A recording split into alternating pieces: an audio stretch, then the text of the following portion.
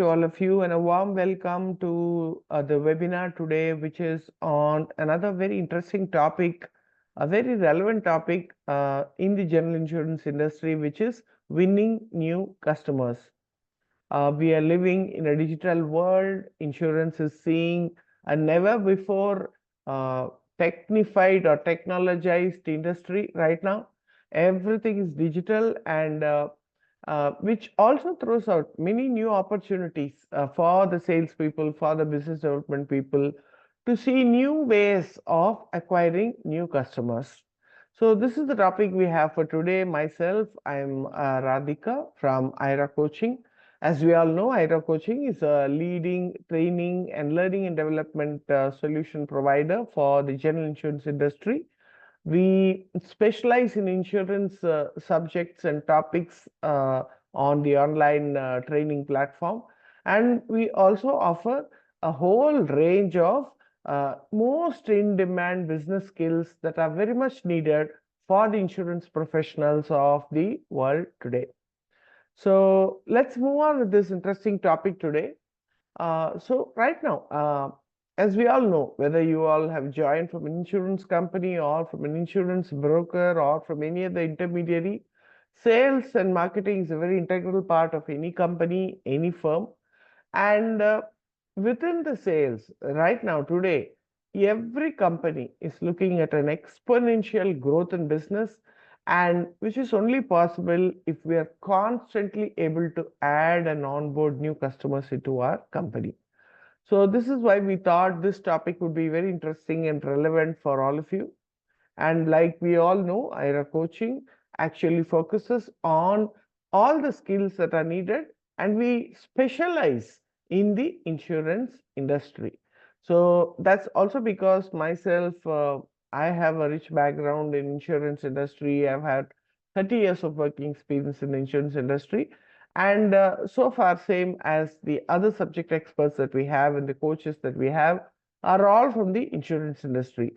So right now we'll focus on how we strategize and how we build an execution plan for winning new customers. A customer who does not know your company, a customer who does not know yet about what your service strengths are, right? So this is what we will look at in today's session. So I hope my presentation is clear and legible to all of you.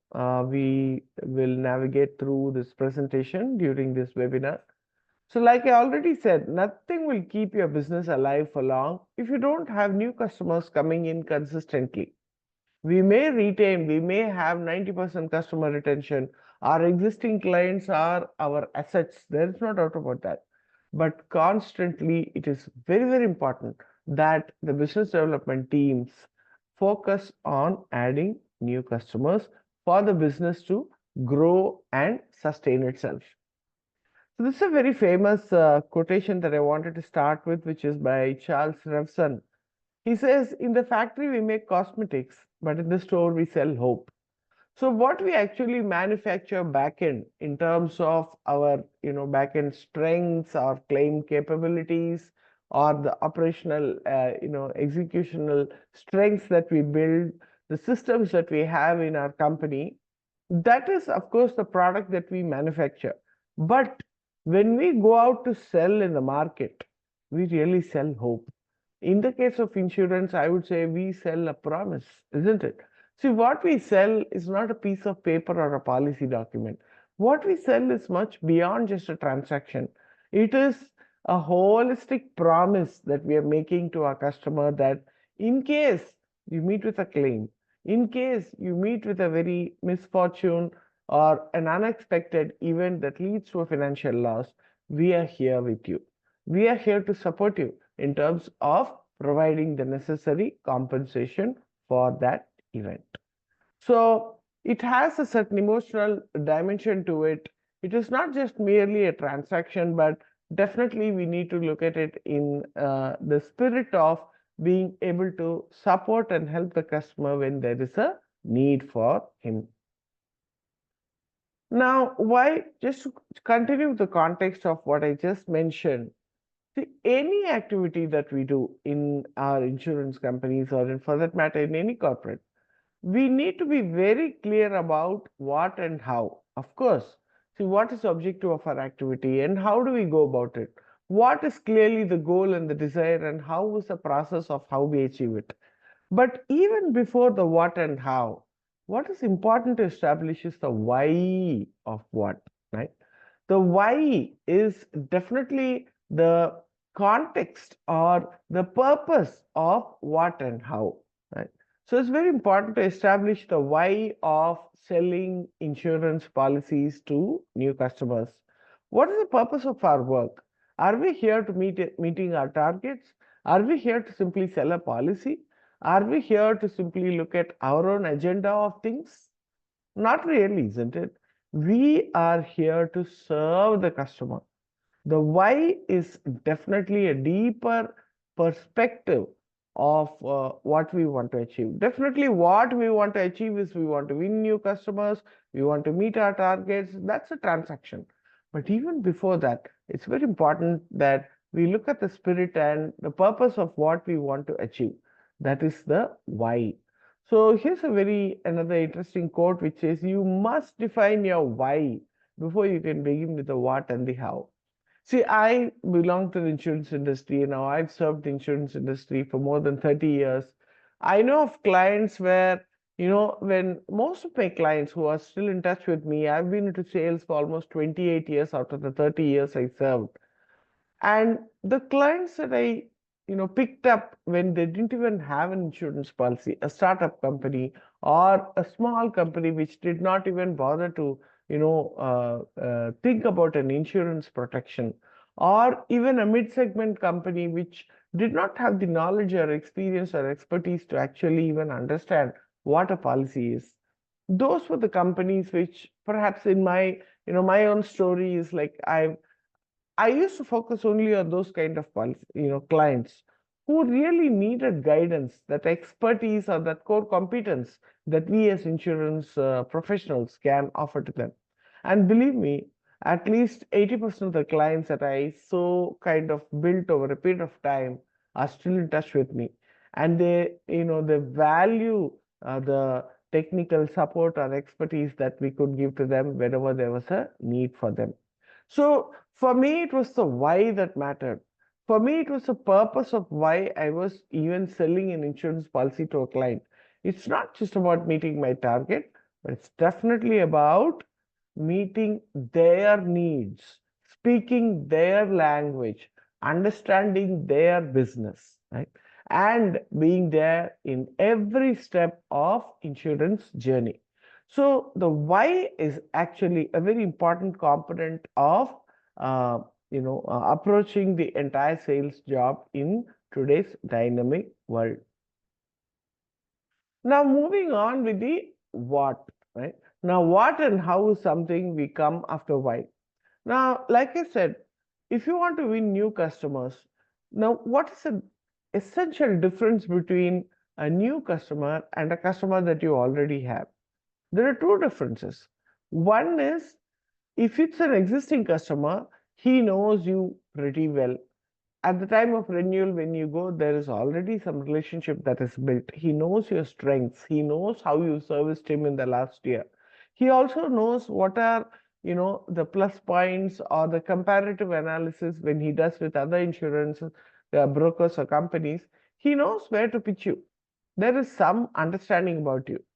The other thing about an existing client is, so in case there have been some claims, in case there have been some queries, some grievances, he knows how quickly you are able to respond to him. He knows your serviceability and your servicing strengths.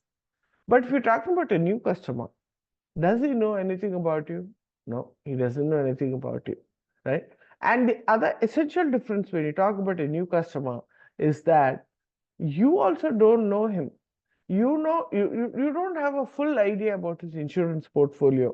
When is his policy due? What are the pain points that he has, right?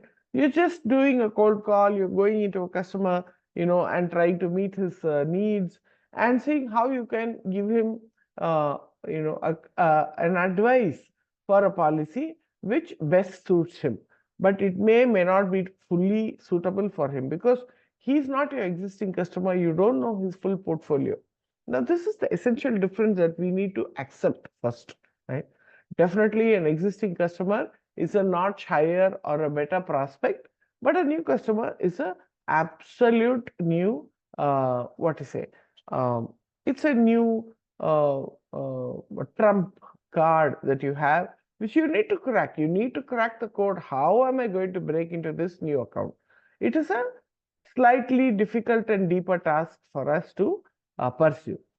Now, that being said, at least in my journey, when I was into sales, how I used to approach it, of course, I had mentors who taught me. I've observed from the seniors as to how they would do it. So, one of the things that I understood through the journey is that when you're approaching a new customer, you're never going to be looking at his major policies. Of course, if you have the opportunity to quote, he's given you the chance, you will go and quote for it. But at the same time, if it's a completely new cold call lead that you have, the first thing that I would rather assess is their three kinds of needs that they have. Right? Now, every client, be it an individual customer or a corporate customer, a mid-sized customer, a large corporate, whichever way, they have a set of statutory insurance needs. Right? It could be their motor vehicles for which they need to necessarily take a policy.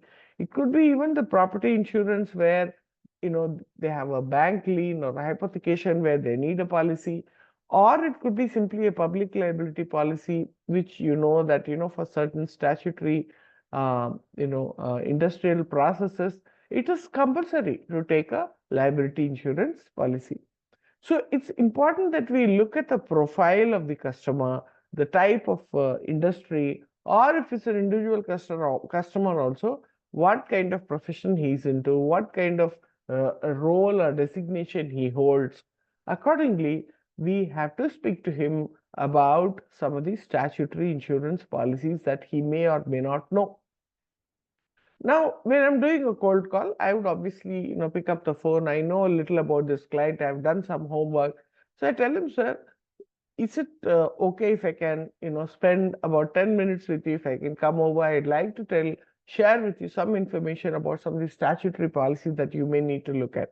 See, today there is privacy. Cyber insurance is a must. Today we're talking about credit insurance. Today, if let's say somebody is, a civil contractor, then there is always a need for him to go for surety bonds. Like this, there are a few policies which are compulsory for them to look at, right? So even for that matter, let's say a side money insurance policy. If he's if he's if there is a need for him to compulsorily take some insurance policy, then we should address those specific products in the initial conversation with the new customer. Then comes awareness. Now, awareness is something where, generally, largely post COVID, health insurance is one thing where people are highly aware. Now, when you talk about awareness, he knows that he needs an insurance policy, but maybe he already has. So right now, if you're looking at the new customer's profile, let's say he's a, high net worth individual or a high level corporate leader. Now, when you talk to him, you're approaching him. Now you looked at his LinkedIn profile, you know something about him. You might perhaps want to tell him, sir, can I come over to simply briefly talk to you about a high value health insurance policy? We do have, offers like, for a policy that you can consider for 1 crore. Looking at today's healthcare costs, you may take it as a top-up policy, though you have a essential basic health insurance policy. So like this, if we talk to him about those policies which he is not aware of and make him aware of those policies. So this is again another important way in which you can open a door with a new customer. Then the third important thing is the latent need. Now this, if you have to define latent need, it is nothing but the need that is there for the customer, but he himself doesn't know. It is not visible on the surface. So it's like I mentioned, a money insurance policy or a fidelity guarantee policy or a commercial general liability policy, or if let's say you're going to be doing a cold call on a director of a company, you can simply tell him, sir, do you have a director and officers liability policy? No, maybe, i- they may resist and say, no, I don't need the policy. It's not about selling, it's about giving him the knowledge about that policy. So just allow me 10 minutes. In a very understandable manner, I will come and tell you what this policy is all about. It's up to you, sir, whether you want to take the policy or not. Now, these are ways in which we try and understand the customer and allow the customer to learn something new from you, right? So this is one of the most impactful ways of creating an opening with a new customer. Now, having seen the why of what you're doing and also the essential need and initial discussion or initial cold calling technique that you will use on the three parameters, which is statutory awareness and the latent need of the customer, then you move into how you actually do the sale, right? So you kind of establish a relationship with the customer, with the new customer, and now he knows you at least by your name, your company, and what is unique about you, basic things he knows, and you know him pretty well. Now you move into an engagement stage, right? The first is, of course, the introductory stage. Then comes the engaging stage. Now here's where you need to really look at the different steps of how to involve with him in a deeper insurance discussion, right? Now, here's where now, although you've told him the first three bucket of needs, here's where when you start engaging with the customer a little deeper, you start understanding the real need. Now, let's not look at, when you're looking at a new customer, it's not just about his, the policy that he wants. He may have a policy which is due for renewal. He may ask you for a quotation. It doesn't really end with giving him a quotation and, just bargaining him on price. What does it really mean to understand the real need of the customer? To understand the real need of the customer is to understand his pain points in terms of dealing with his insurance documentation or insurance process. So maybe, it is a little, most of the clients I've observed whenever I've serviced them over the years of, sales that I did, most of the customers find it very, very overwhelming. See, because they have certain deadlines, they have certain timelines, they have budgetary constraints, and with all this, they need to go for the best protection, the widest coverage. They're answerable to their bosses. This is something we need to overall visualize and envision what the customer's journey is going to be, and envisage those pain points, right? Maybe he's finding it very difficult to filter the insurance company. Generally, what the customers do, they will have five brokers, and the five brokers will in turn get 20 quotations. And his whole job, see, he is meant to be doing some finance or HR job. His insurance is just one part of his job. But the whole month, whenever the renewals are due or whenever he's taking a new policy, he's only comparing quotes. Can we add value? Can we give him a simplified opportunity, simplified process to compare quotes, to compare coverages, to make it very easy for him to understand in his own language? So it's very important to understand the pain point of the customer and not just give him a quotation and leave him with it, right? So if we engage deep enough with a new customer, trying to understand his pain point, that is where the success really lies. And to those pain points, to those needs, we need to connect our products. So I used to, deal with one of the prefabricated structures manufacturing company. These are those, instead of the regular RCC roof, right now also you must have seen there are many buildings that get built with prefab structures, which are windproof, fireproof, solid structures, and very easy to build, right? More of steel and aluminum rather than your RCC. Now I used to deal with a client which used to manufacture this. Now they had a need of marine insurance. Now, because they were manufacturing these prefab structures, and they had factories in 3 locations, and their distributor points were almost more than 200 across the country, South India, perhaps. Now, their marine insurance portfolio was such that they wanted to, they would have at least, 10 to 12 transits every day. I'm talking in the year somewhere around 2005 when I was, working with a private general insurance company.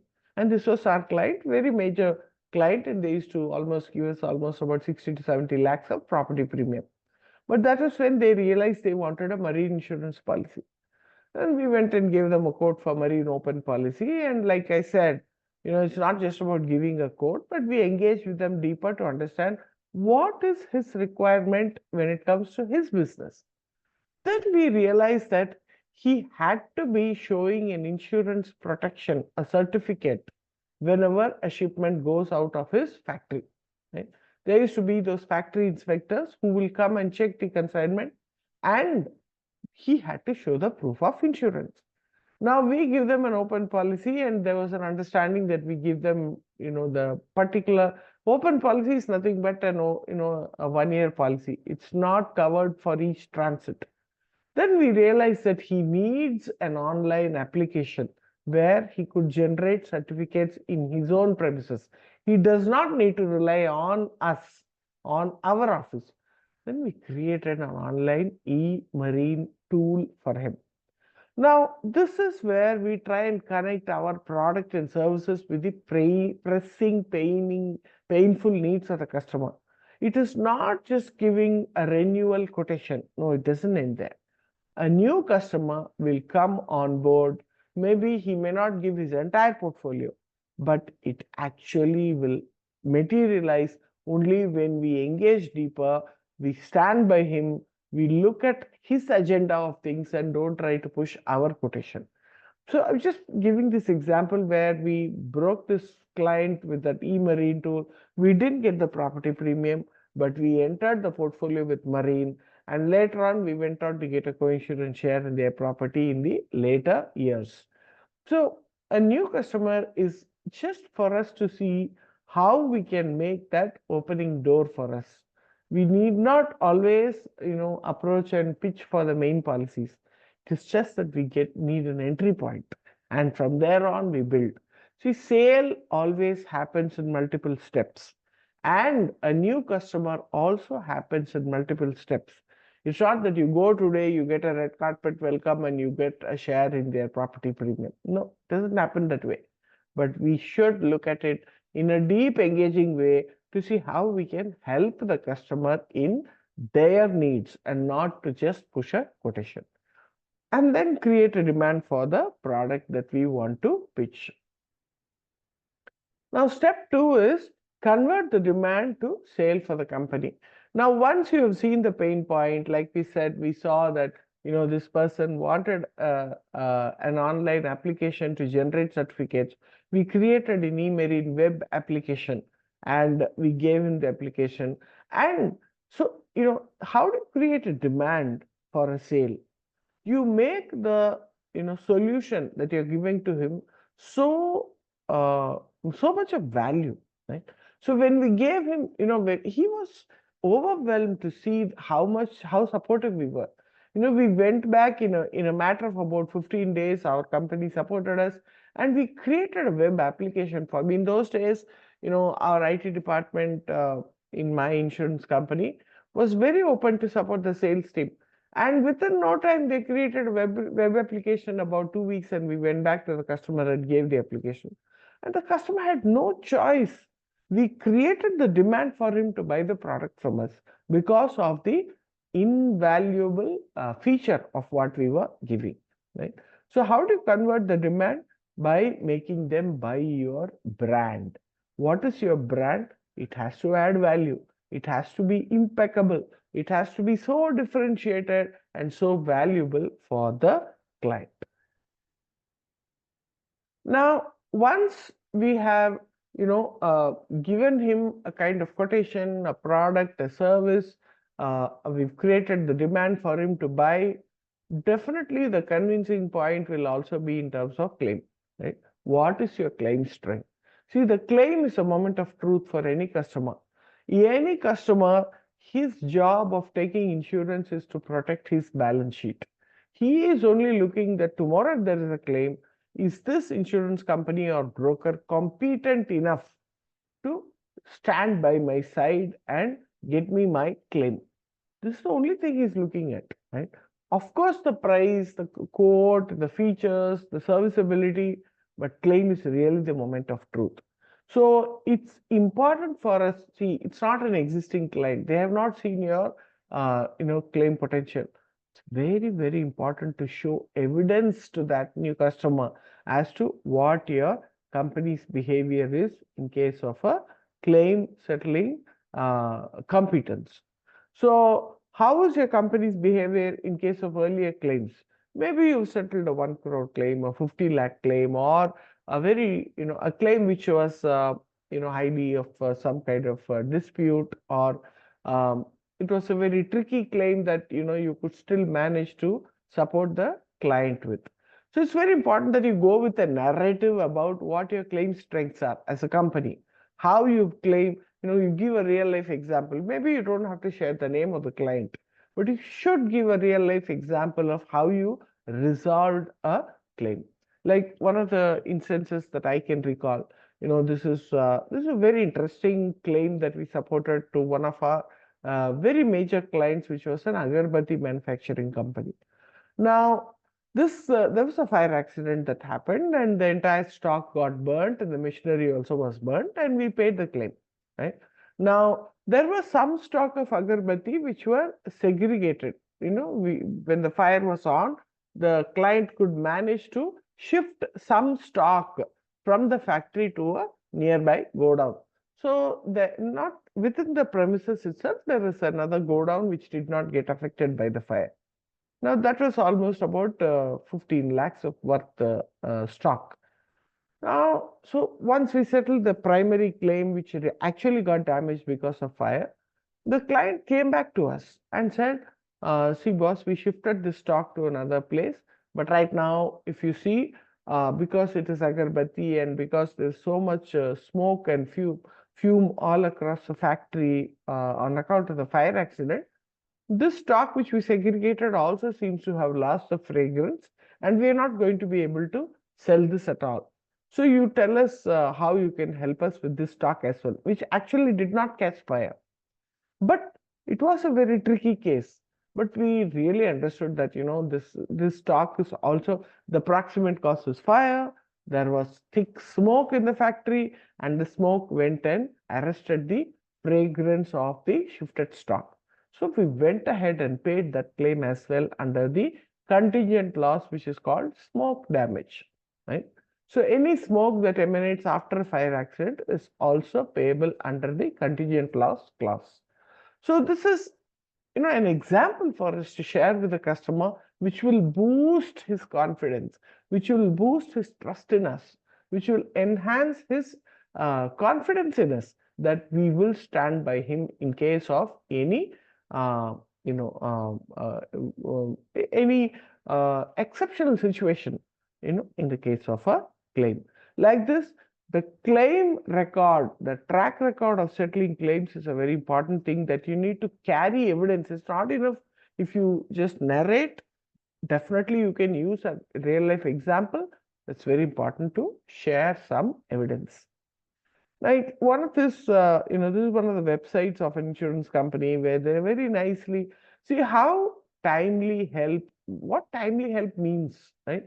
So always there to help you. If you've suffered, they put out a notification on their website, right?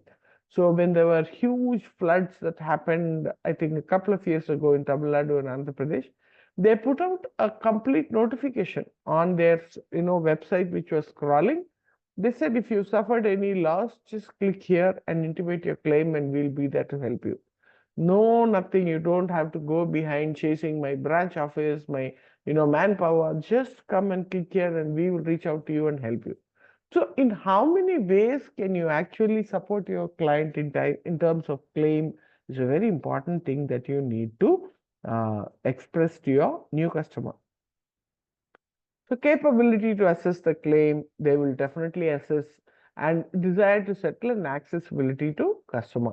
These are very important things which you should again showcase to your new customer by exchanging some written information also. It's okay. I mean, you don't have to mention the name of the client because the other client may not prefer that their name is used. But definitely in terms of giving the claim credentials as part of your quotation will go a long way to help you win a new customer. Now, the last step is actually why you. Now, one thing is you've spoken about your company's brand, your company's claim paying capability, right? And you kind of established why your company is a very good choice for them. The third step is why should he buy from you as a professional? You are the representative of the company. So it's not just only the institutional sale that happens, it is also the account manager, the professional, the particular sales manager who sells, right? So how are you going to sell your brand? This is a very important step, right? So though he may trust ICC Lombard, IFCO Tokyo, United India, New India, all that is fine, but he's going to look at you. Are you going to be that person who's, a person that he can trust, a person who's competent, a person who has the accessibility in your company to your seniors, and who will be able to help him in the time of need? So very important to impact and let your customer build that trust in you. So this is, when you say you as a person, there are certain qualities for a star sales force. If you want to be that star sales force where you've already spoken about your company and now it's time for you to sell yourself, why he should buy through you is very important, right? Now, here's some idea, some listed qualities of a star sales force. So, like I said, how deep you engage with the customer as a professional. You understand their need better. Once you understand the need, you drive the sale to satisfy the need. So, a star sales performer is that person who never goes with his own agenda. His agenda is always the customer's agenda. What is good for the customer, he will do. That is a star sales force, right? And the person who knows the customer better. Every customer likes to deal with a salesperson who knows their business. Like I said, in the case of the prefabricated structure client that I spoke of, we clearly understood his business. We clearly understood the logistics, the requirement of his logistics and supply and his entire business network, his franchise network. We did that homework, we did that analysis, and that is when he appreciated our service. And to speak in a language that they understand, a sales guy has to really be, that friendly person who's, able to communicate in a very effective way that the customer understands. We don't talk in silos, we don't talk in, incomplete, sentences. We are here clearly, the customer has to clearly see that you are here to help him, right? No ifs, buts, commas, conditions apply. All these things will not be when it is a star sales force, right?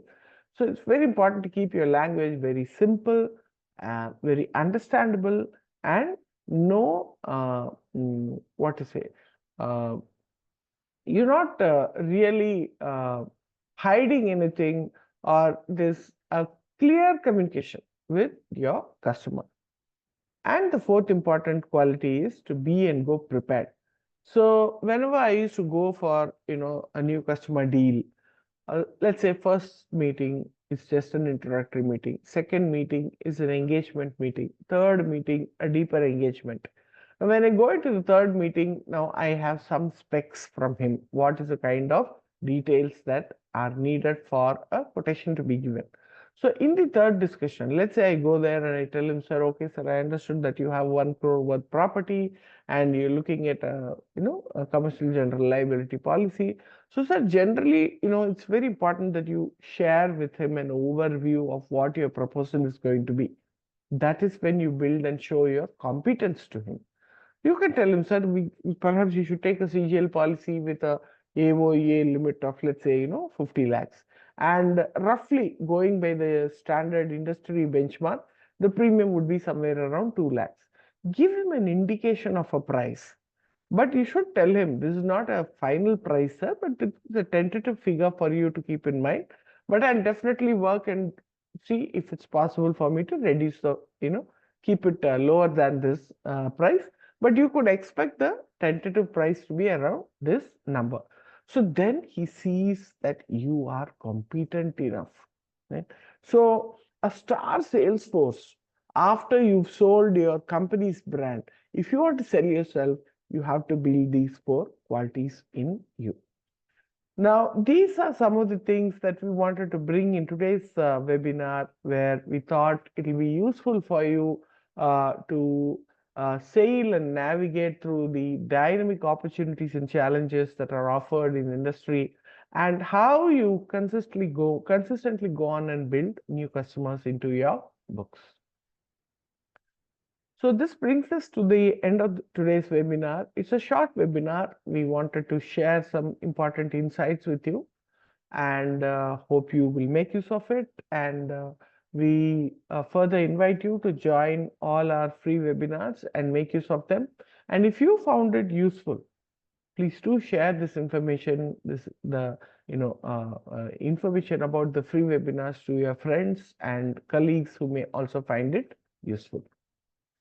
So right now we'd like to close the session here, and we'll catch up with you on another interesting topic. And thank you so much for joining, and all the best to all of you. Thank you.